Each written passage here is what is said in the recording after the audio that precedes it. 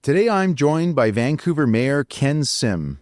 Elected as the city's 41st mayor in 2022, he ran on a platform focused on affordability, public safety, and mental health. A lifelong Vancouverite, he co-founded Nurse Next Door and Rosemary Rock Salt, bringing a business background to City Hall. In today's show, we're going to be covering topics important to Vancouverites, such as the downtown east side, aging infrastructure, and government accountability. Ken, welcome back to Coastal Front. Hey, thanks for having me. So Ken, we're going to jump into property taxes to start. Now, you're a man who has a great deal of strong financial background. Mm-hmm.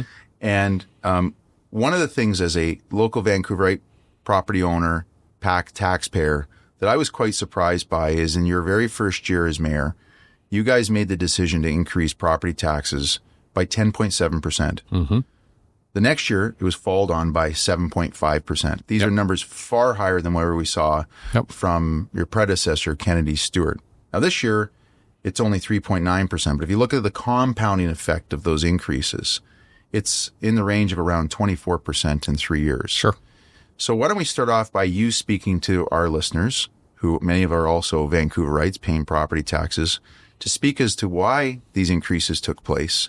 Because it seems for some of us like we were surprised to see this happen. Sure.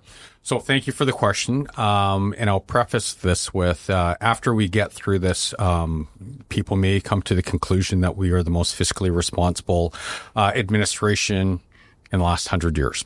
Okay. So I want to give your viewers context here. First of all, when we first started in our first year, we lifted up the hood and we had a dumpster fire. Okay. And so there are a lot of things there are a lot of accounting games that were played, that we inherited. And, I'd like to use the analogy of we had a leaky roof. And so we had the decision to make. Do we fix the leaky roof or do we kick the can down the road and let another administration deal with it? The problem is, other administrations kicked it to us. And so we were actually fixing it. And so what did we do? I think it's also important to realize the context of, the 10.7%. I think inflation was running at 8% at the time. Like it was a high number. So even if we didn't have any of those investments, that rate would have been really high. And if any one of your viewers could actually do something about inflation, I'd pay them a lot of money right now because you can't. So, you play the cards you're dealt. So what did we do in our first year? Well, for the first time in 15 years, we have a fully funded police department. For the first time in 8 years, we have a fully funded fire and rescue service. The list goes on and on. Like, we did a lot. We spent a lot of money invested in revitalizing Chinatown, focused on public safety. And so, these were big investments. Like on the policing front, we hired 100 police officers because public safety was a big deal. And so when you look at the first year, and I'm going to jump around a little bit here because I think it's important that we don't lose the context. People think, well, why would you, let's keep property taxes super low. And you could cut on, let's say, firefighters. Well, we saw what happened in Lahaina. We saw what happened in LA, and we actually had an incident in Vancouver where, the apartment complex that was under construction went on fire. Mm-hmm. And we were incredibly lucky, and our firefighters did an amazing job. But I want to tell you, like your viewers, what that situation was like. There was a fire earlier in the day that really stretched our resources. And so by the time this fire happened, we only had 2 fire trucks covering the rest of the city. 8 other homes had to be put out because they caught fire as well, and you had frisbee-sized embers landing in Pacific Spirit Park.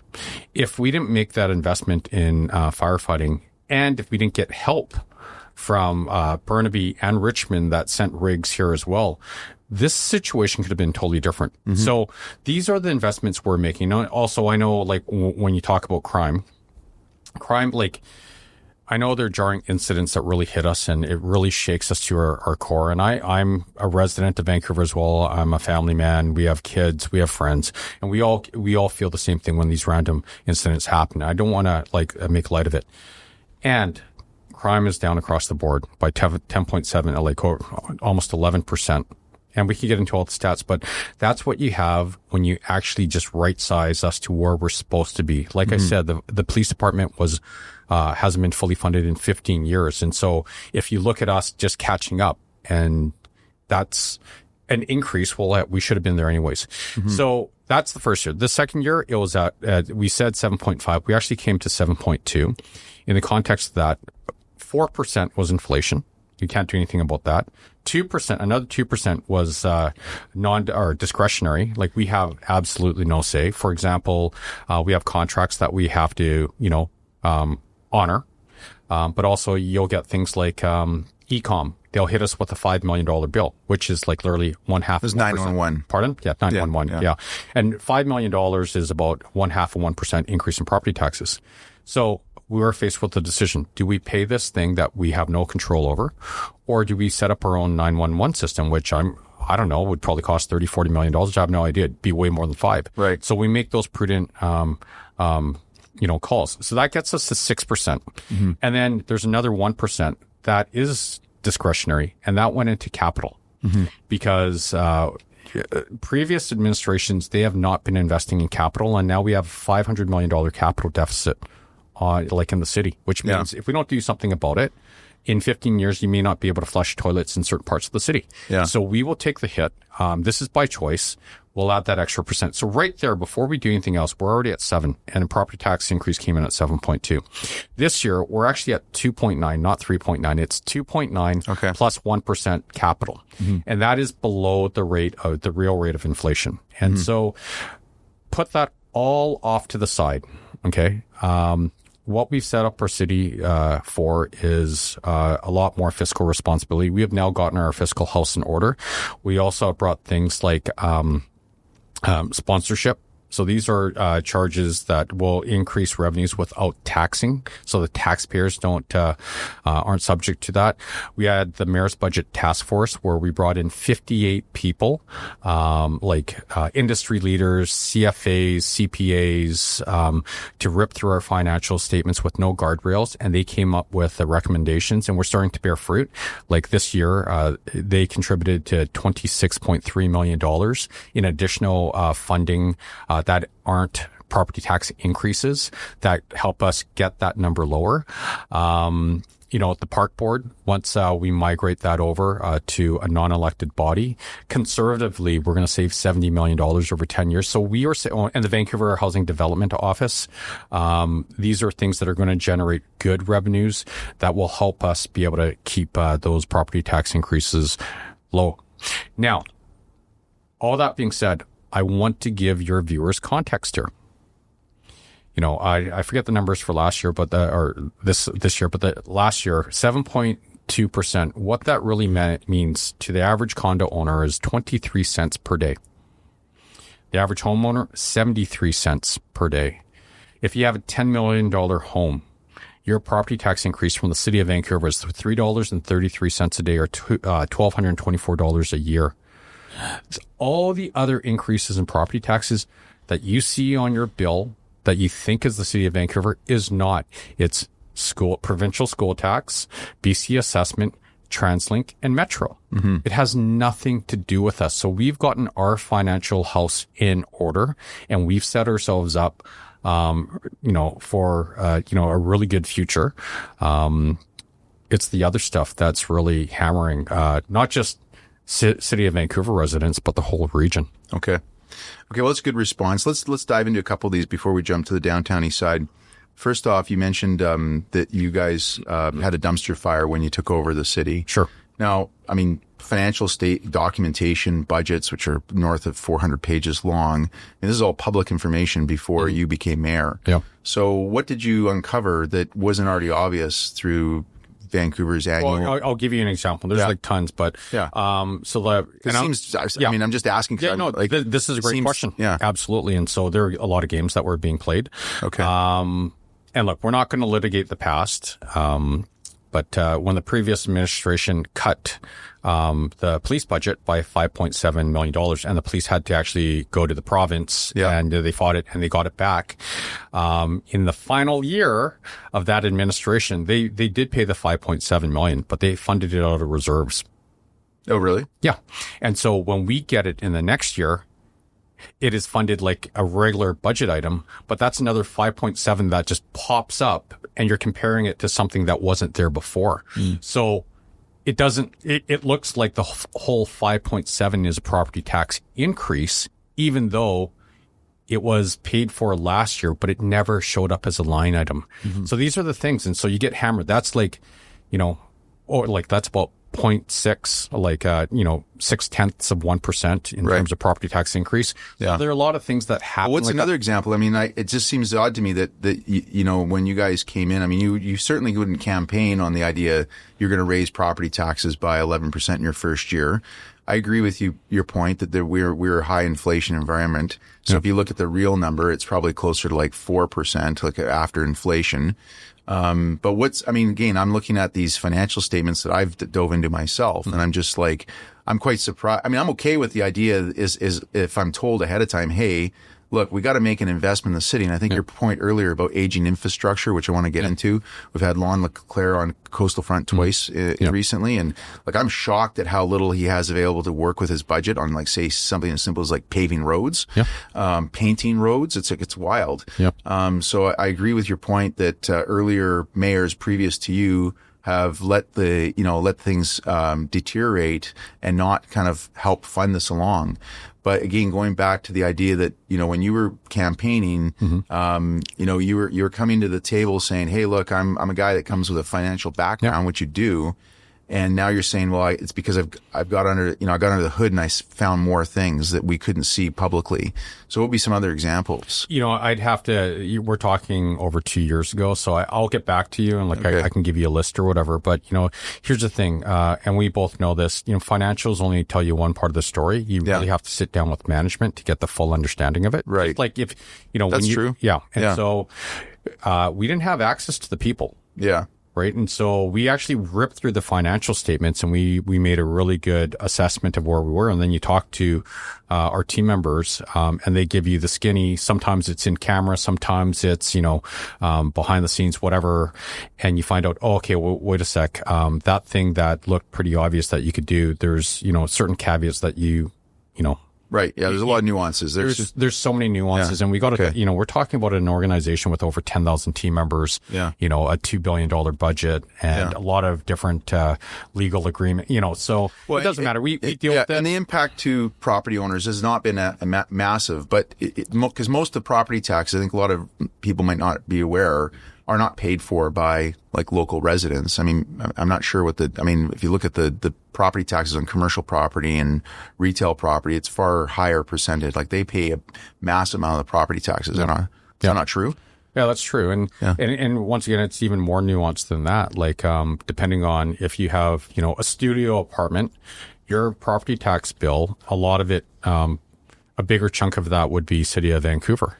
If you live in, an incredibly expensive home, chances are almost like a minimal amount will be City of Vancouver taxes, and it's probably a big chunk of it would be provincial school tax, right? So it's like every property is different. Yeah. Okay. All right. Look, we're going to come back to some of these topics that touch on property taxes and financial accountability. But I do want to dive into a pretty hot topic right now, which is I should say hot topic is the downtown east side. It's just an ongoing challenge. Yeah. And recently, you've made an initiative to pause new supportive housing, arguing that Vancouver already carries 77% of the region's units, like SROs and whatnot, and homelessness has risen by 30%. So maybe to start, can you explain to the listeners of Coastal Front what was the initiative that you just passed through City Hall recently? This pausing of supportive housing. So like dumb it down for us of what you're. Yeah. So we followed a motion. We actually debate it, tomorrow. So by the time your viewers see this, we'll find out whether or not it passes or not. Oh, I see. Okay. So what it is, it's, no net new supportive housing in the city of Vancouver until we see movement on other jurisdictions picking up, part of the slack. Also, we have a bunch of crumbling stock that isn't livable that we want to fix. So what I can tell you what it's not. So seniors, youth, we will still build supportive housing. All the units that are already in the pipeline that have been approved, we're still going to build that. If the government, the provincial or federal government offers us money to fix the crumbling stock that we have that is frankly unlivable, we will definitely take their money and fix that. If there are units that come out of the, out of the pipeline, for example, hopefully this doesn't happen, but let's say there's a fire, and everyone gets out safely, but now we have 100 units that are damaged. We will add 100 new units. We're just not adding net new. And so to stress once again, Vancouver represents 25% of the region, and we take on 77% of all the supportive housing, 66% of the shelter space, and 50% of the social housing. And there's an inequity there. Yeah. And you're looking for other, so North Vancouver, West Vancouver, Burnaby, New West, Richmond, to pick up part of that cost. Is that effectively what you guys are saying? Yeah. Like I'll give you an example. I can pull up the numbers on my phone here, but I saw this on the news just the other day. So we're adding something like over 400 units in the city of Vancouver this year. That's more than any other city with the exception of Surrey that they currently have. Total stock. We're adding that in 1 year. Right. As an example. So, well, look, I mean, from my own viewpoint, Ken, this makes a lot of sense. You're basically putting pressure on these municipalities to start to cover the cost that we taxpayers, we just talked about property tax increases. I was thinking about this recently because I thought, we get the benefit as local Vancouverites of the revenue that comes in on, hockey games and concerts, things like Celebration of Light, but we also carry the cost of those things, right? And the infrastructure requirements. So it's kind of it's probably, in the end of the day, it's, having the Vancouver Convention Center is probably a net positive for us. But, we do have to bear that cost. And one thing that I find perplexing and why obviously you guys have done this is we bear 100% of this cost of all these homeless people living in the downtown east side, but there's no economic benefit from it. Nobody's benefiting from, it's not a revenue source. It's really, I think it's quite good what you guys are doing here. And I think it's good that listeners understand that you're doing this not because you're not wanting to support these people. I mean, I would assume that if I was to ask you, would you like to see these people housed? You want to see them housed. Absolutely. What you're saying, I think, tell me if I'm wrong, is that you just don't want to see Vancouver residents paying 100% of the bill. Yeah, that's a byproduct of it, but maybe I'll approach it a different way. There are people that need help in our society, and I don't believe in this whole left versus right thing. But let's say, if you're traditionally left, you're going to want to do that, and if you're on the right, let's say, and illustrative example, let's say all you care is about finances. It's in our interests from a financial point of view to help people out because the costs of not helping are far greater. Okay. That being said, I'd rather look at it from an empathetic perspective. The city of Vancouver, in addition to the financial burden, we cannot help all these individuals. We need help from the region. There are individuals that come from these other municipalities throughout the Lower Mainland who want to stay in their communities, but for the fact there are no services for them and no support, so they end up in the downtown east side, as an example. And then it creates a honeypot in terms of, we have organized crime. We have predators that are preying on vulnerable populations. Like I think if you are in deep poverty, you're 19 times more likely to be a victim of crime. If you have a significant mental health issue or substance use disorder, you're 23 times more likely to be a victim of crime. So this is a humanitarian thing as well. Yeah. And we created this honeypot in the downtown east side. So it doesn't really matter if people and organizations are well intentioned or not. This is what we've created, where it's easy for these predators to prey on our most vulnerable. Mm-hmm. So you add it all up together. We were elected to be change agents. I think we can all agree that what we've been doing over the last 40 years Has not worked. Has not worked. It has not worked. No. And it doesn't matter what side you're on this equation. Yeah. You can agree on that. And if you don't agree on that, I'm sorry. With all due respect, I think you're missing something here. Yeah. And so we're trying something different. Yeah. Because if we do exactly what we've done before, how can Einstein's theory of insanity. Yeah. Repeat the same activity, expecting different results. And so our administration, we're not afraid of taking shots. Right? Okay. Because we truly believe this is the right thing to do from an empathetic, caring perspective and a fiscally responsible perspective, but also from, the chances of us actually making an impact. So we're going to do it.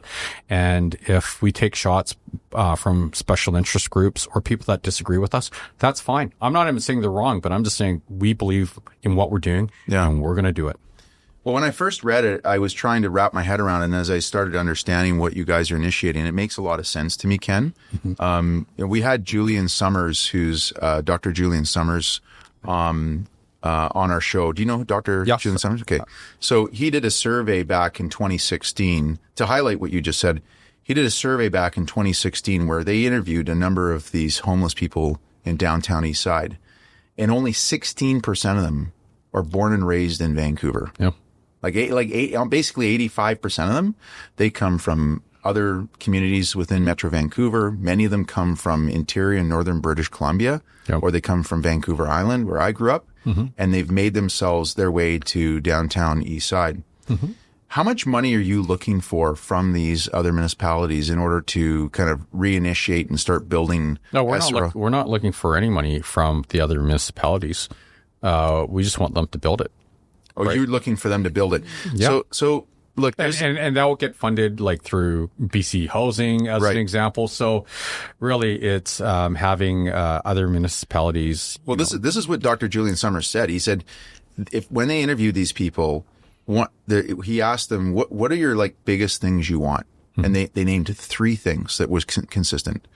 Number 1, I want to stop being addicted to drugs. Mm-hmm. And a lot of people, I think, just, it's easy to just throw shots at these people and go, well, they're just drug addicts. It's like their own poor choices in life. And it's just I think it's very unfair. Totally unfair. Yeah. And so I agree. So, I mean, I'm going off of what he's told me. So that's number 1. Number 2, I'd like to reconnect with my own family. Mm-hmm. And number 3 is I'd like to go back to my community that I grew up in. Mm-hmm. So here's an extreme example. I'm curious to know whether you support this idea. If you recall, under the former Biden-Harris administration, the governor of Texas, George Abbott, I think his name is, he was getting very frustrated with the number of illegals coming across the Mexican border. So to send the message home, he would take some of these illegals, throw them on a bus, and then drop them off in downtown Chicago or in City Hall in New York City. Mm-hmm. If you don't get the support you're looking for, one of the ideas I had is why not go downtown East Side, interview these people, find out who's from Kelowna, find out who's from Prince George, find out who's from, White Rock, and then say, hey, look, here's a couple $100. We're going to take you to those communities where you grew up, and we're going to literally drop you off, and you can be there. And then make this a real message for the mayors of other municipalities in BC to say, this is not solely our problem to manage. Yeah, I don't think we're going to go down that route per se. It's pretty cavalier. Yeah, and look, the individuals that are down there, or, anyone who finds them in that situation, it's pretty challenging, and we're going to be pretty empathetic, and we're not, there are a lot of unintended consequences as well. The first step is, we've fired a shot across the bow, so to speak, saying, look, Vancouverites are very compassionate. They really are. And I'm proud to live in a compassionate city. Mm-hmm. And we represent 25% of the population, and we deal with 77% of the supportive housing. Mm-hmm. Okay. I think everyone in the region, when they hear that stuff, most people didn't know that, by the way. Now we've daylighted it, and it doesn't matter if you live in White Rock, Burnaby, Vancouver, or West Van. I think everyone can agree, regardless if they want the supportive housing in their city. Vast majority of people agree that there is a significant imbalance there. Mm-hmm. Now, what I would share with people as well is there are a lot of examples of where the supportive housing units work incredibly well and no one knows they're there. For example, at 16th and Dunbar, do you know there's one there? I do, but most people don't. Most people don't. You know why? Because it's well run. Yeah. I live across the street from social housing. We know our neighbors, a lot of recovering and people recovering from, a substance use disorder. And it works really well, and we're neighbors and we know each other. And so people shouldn't fear this. What we're saying is there is an imbalance we got to address. 2, we have crumbling stock that's not livable, so we should be fixing it. And 3, we've created a honeypot in the downtown east side in particular where organized crime can prey. Like, you don't see organized crime at 16th and Dunbar because, and I want to be respectful of the language. I'm just trying to describe a situation. Yeah. The business model doesn't work for the criminals there. You're right. Yeah. Right. But if you go to a place where there's high concentration of, people that can be preyed on within a 4 small square kilometer. It's a good, you got a concentrated market. I mean, it's easy. If you use it, look at it from a business lens, it makes sense. Yeah. And so if you distribute these people back into their own communities, it makes a lot of sense because first of all, it makes it hard for those criminals it all of a sudden becomes very problematic because they got to travel from one location to the next to prey on these people. I agree. I get it. That makes sense. With respect to BC Housing, David Eby, how often are you communicating with these people at the provincial level? And are they the next stop for you guys, or do you go straight to the feds, or which is kind of like we're in a limbo land right now federally? So like how do you? Because this is the other thing too is that I think a lot of people don't realize. Like you just don't. I mean, we already just talked about property taxes. There's no more money available to like continue to pile the kind of dollars that need to go into the downtown east side to clean this up and help these people out. Like we will bankrupt the city if we try and do that on our own. It has to come provincially and federally. So that's right. So how often are you talking to these people? How supportive are they? We speak almost every day with the province. Okay. Through the mayor's office with various ministers, deputy ministers, the premier. So we're in constant contact, and whenever we have an issue, we bring it up, and vice versa. And so, for the most part, we agree and we work on stuff together.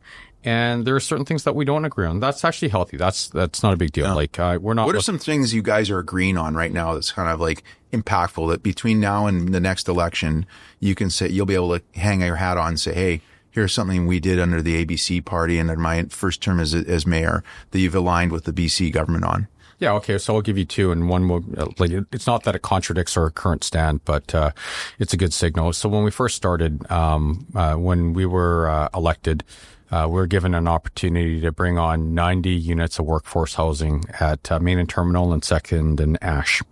And the opportunity wasn't there for very long, and the province needed us to step up and approve it.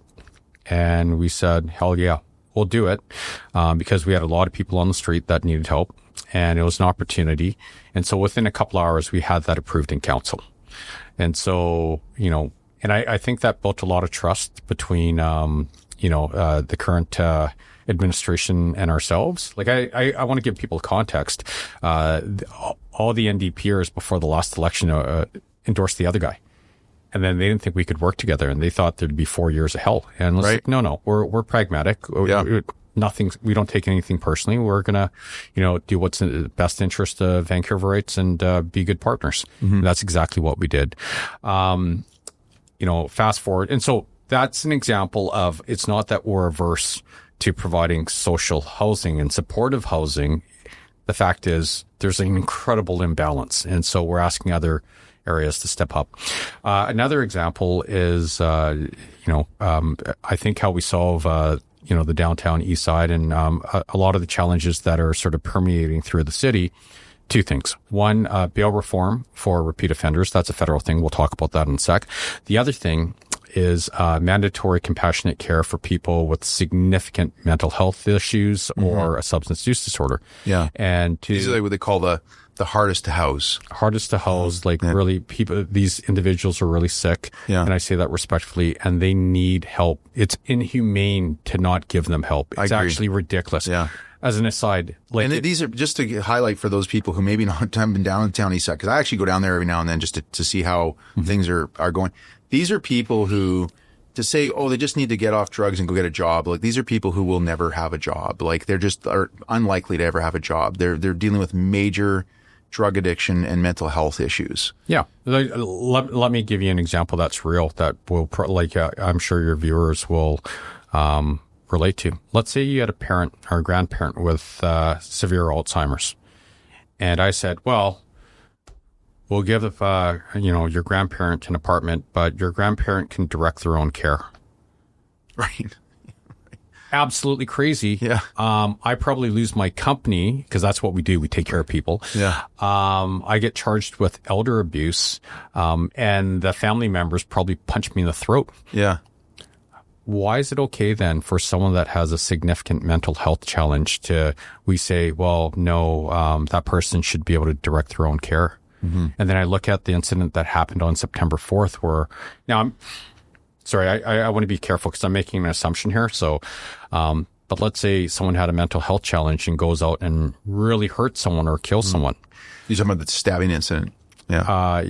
Yeah. Well, yeah. Well, let's just assume. I mean, look, it's like you can make it's pretty fair. It's probably not fair to because it's still there's still a process going on. Yeah. But let's say, but that kind of incident doesn't happen unless most people have to have major mental health issues in some capacity. Yeah. To pull that kind of thing. I mean, sure. Yeah. What I can disclose is that, and this is out in the public, and this is the second part of it. That individual had 60 interactions with police. And if we had bail reform for repeat offenders, that there's probably a different outcome. It doesn't turn into a criminal incident. Yeah. But back to your original question about, give an example of the province. Yeah. The mandatory care, they've committed to opening up 400 beds, which is a great first start. I still think we need more, but good on them for doing it. We just want more and we want it faster. But if you took 400 people off the streets and gave them the care that they needed, and assuming that no one else just comes in and fills their place, which we have to deal with, you probably take 80% of the challenges on the downtown east side off the road because you Pareto chart it, right? 20% of the people account for 80% of all the challenges, and you've taken off 400 people if they all came out of the downtown east side. So you know what I mean? This can actually have a meaningful impact on what we're trying to achieve. Yeah.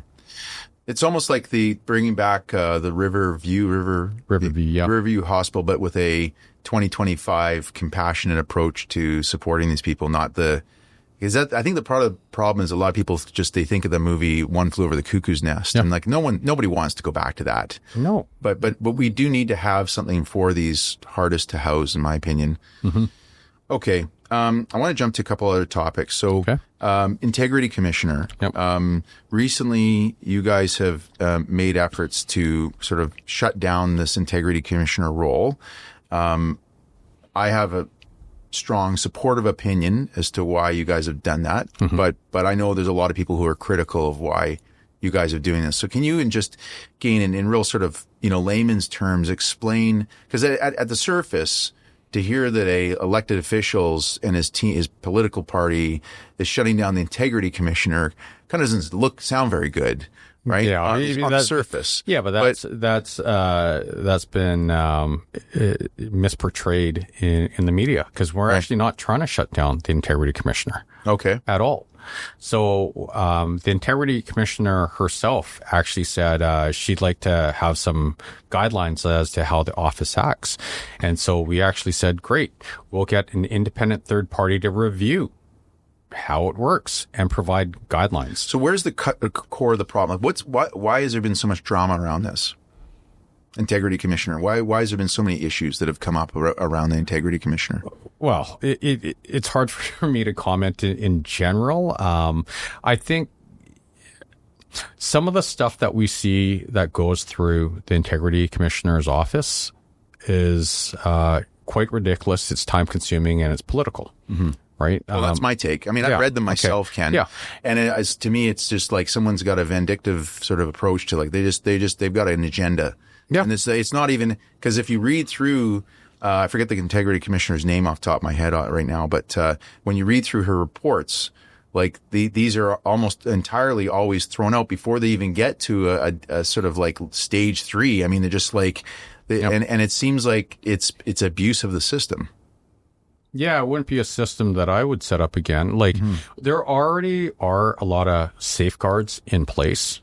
And so this is just an added layer. And so be it. We inherited it, whatever, we'll deal with it. Yeah. But it's not the most efficient way. So describe, though, in layman's terms, what's a good integrity commissioner model look like for you? I have no idea. Okay. Like, we'll leave it up to the independent third party that spends time, and people can have faith in whatever that person comes out with, and we'll accept, the situation when it presents itself. But, there are a lot of there's safeguards out there already that already exist, multiple ones. So this is just... There's a ton of transparency. I mean, people don't really realize it, but there's actually a lot of transparency at the local and provincial level, just with FOIs and even just, forthcoming disclosure. I know we've got a few more minutes left here. Elon Musk has been recently making huge waves in the U.S. for all sorts of reasons, but the main one being the big topic has been DOGE, D-O-G-E, which is Department of Government Efficiency. And he's uncovering billions of dollars of waste. Sure. Would you be supportive of a DOGE type, initiative here in the city? We already did it. Okay. The Mayor's Budget Task Force. Can you speak to some of the big, unbelievable findings that have resulted in, future savings for taxpayers? Sure. You know what they actually found, and I do want to tell you about the quality of the people there. We had Randy Pratt as an example there. We had Bridget Anderson, who heads up the Board of Trade. We had a bunch of FCPAs on that committee. We had representation from the left and the right, even though I hate left and right, First Nation representation, and a bunch of, university students and people in the community, 58 people that ripped through our financial statements. I don't know if this is good news or bad news, but a lot of juice has been squeezed out of that lemon already. It's actually... so you're telling me that there actually isn't a way to save much more money? There's not a lot in the current state. Where we can get pickup is, looking at revenue opportunities. I heard you, because we're short on time, Ken, I know you're going to say that because you've said this before, and I support the idea, but I'd like to just focus on the spending side. There's got to be ways to save money. I mean, like, for example, the number of people that are still working from home for City of Vancouver, not working in offices. People, it seems like there hasn't been any layoffs or a hiring freeze at the City of Vancouver. And so when you hear to the builders in the city and they talk about the permitting process. Sure. Where are we going to save some money on the spending side? How much time do you have? Well, you don't have the time. So we got like 5 minutes. So knock off for me. Okay. Like a couple things. Let's approach it a different way because, there are a lot of moving parts here, and I'm focused on the big prize. Okay. And sometimes people won't agree with how we get to the big prize, but I'll be incredibly transparent. So there will be no surprises for everyone involved. Okay. When you have an efficiency drive and the net result of an efficiency drive is one person, just one person loses their job, you will never have another successful efficiency drive ever again, because you're literally conditioning people to say, well, find a way to get yourself fired. And so we take a long-term approach. And I can tell all your viewers right now, there are a lot of departments where we actually need more people. Okay. We need to hire more police officers. We need to right size our fire department even more to be prepared for the next big fire incident. I'm just going to and if people don't like that, sorry, I say this respectfully, don't vote for me. Okay. Because these are the commitments we're going to make. When you look at the demographics of our team members throughout the system, a lot of them are going to age out in terms of they're going to face retirement. So the bigger challenge we have in the medium to long term is we're not going to have enough people. And so when you look at, sanitation engineers, we don't, or people that work in our works yard and repairing, our trucks, as an example. We don't have enough people, and we're in a competitive bid situation with the private sector as well. And so these are all things that have to be incorporated in it. So, long way of saying we can tinker around the edges and make people feel good by thumping our chest and maybe getting rid of a couple of people, which I'm not really for, or we can focus on the bigger prize. How many people would we have to cut to find $70 million right in dumb spend that we're spending at the elected park board right now. Mm-hmm. Right? Let's focus on the elected park board. And if we have a couple extra people somewhere, that's right. okay. Okay, right? That's fair. And so, and by the way, we have a great working relationship with our unions because they know exactly where we're coming from and they know we're not going to pick them off. Mm-hmm. Okay. And yeah, sure. There's, I believe in treating our people really well. You treat your people well and guess what? They are going to do amazing things, and especially when they feel safe. And so we're creating that atmosphere of safe. And by the way, when you look at our people aging out, a lot of people as the city grows, just through attrition, we're going to get great savings there. But also we're focused on the bigger prize and we're going to make it a moot point because I think at the end of the day, all the taxpayers really care about, the reason they go to, well, you got to let go of people and whatever, it's because they're like, we're paying a lot of taxes, mm-hmm. right? And what I'm saying is, well, first, most of that isn't us, but the stuff that is ours, you're in good hands because we're being thoughtful and we are doing everything we can to drive down that cost and we're starting to bear fruit. This year, 2.9%, which is below the real rate of inflation because I don't think anyone's basket only went up 2.9%. Yeah. Okay. Yeah. And so we've gotten there and we'll continue to get there. Don't worry about us thumping our chest because we're not going to do that. We're going to focus on the main number, which is the number that hits your pocketbook. Mm-hmm. Okay. To wrap up, because I do agree with the idea that increased revenues and, these expenses can kind of be absorbed. Where do you see the biggest revenue? I know you've talked about this sponsorship advertising type model, but where do you see the biggest opportunity right now in the next year? Because you got an election coming up here in 2 years that you can be able to look back if we're sitting down a year from now, go, wow, we really helped increase the revenue for the city by doing this. And this might hurt us a little bit. And I'm not super concerned about elections and, I'm trying to get, short-term wins. And I think, the electorate. But you're going to run for a second term, right? I'm going to run for a second term. Okay. But, we're doing things differently. I think we all knock politicians for saying, well, we wish our politicians would think long-term and not worry about the short-term. We're literally doing that. And so if it costs us, we'll find out. But, the Vancouver Housing Development Office, for example, that is going to be like the UBC property trust model that has created a $2 billion endowment for UBC, and it's growing and it's provided housing. But it takes years. Right. To, we've laid the foundation. Our first project, is on the floor, so to speak, 1,136 units. So it could be incredible, but these things are going to pay dividends 5, 10, 15 years from now. Right. But we need to do it. Mm-hmm. You look at the sponsorship, we'll have, some revenues in the first couple of years, but it'll start to pay massive dividends during our second term. Right. Does it help us in an election?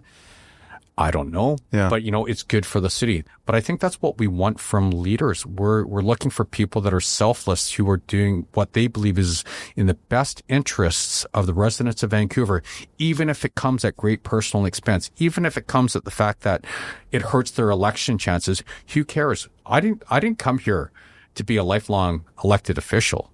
This is not a stepping stone to be a premier or prime minister. I do this personally because I love our city and I want it to be there for our boys and all of our friends and families and all of us. Yeah. That's the only reason. So that makes it easier making those hard decisions. And if people don't agree with it or frankly hate it, that's okay. They're entitled to that opinion. And, these are the choices we make because we believe it's in the best interest of our city, and we'll continue to do it. Okay. Well said. Ken Sim, Mayor of Vancouver, 41st Mayor of Vancouver, thank you for taking the time. Early 2025. Best of luck through the rest of this calendar year. I'd like to have you come back in maybe in the fall to talk again. It's been great having you here. And best of luck for you and your team in this coming year for all of us. Okay. Yeah. Well, we have an incredible by-election that's coming up April 5th. So right, you do. Yeah. Regardless, 2 positions, right? 2 positions, regardless of who you vote for, please come out to vote. Obviously, way better if you vote ABC, but we won't hold it against you if you don't. And have you announced your candidates already? Yeah, Ralph Kaisers, who is a VPD member, and Jamie Stein, who is a person in the business community with a big tech focus. Okay. Yep. Great. There you go. Great. Okay. Ken Sim, thanks very much today. Great. Thank you.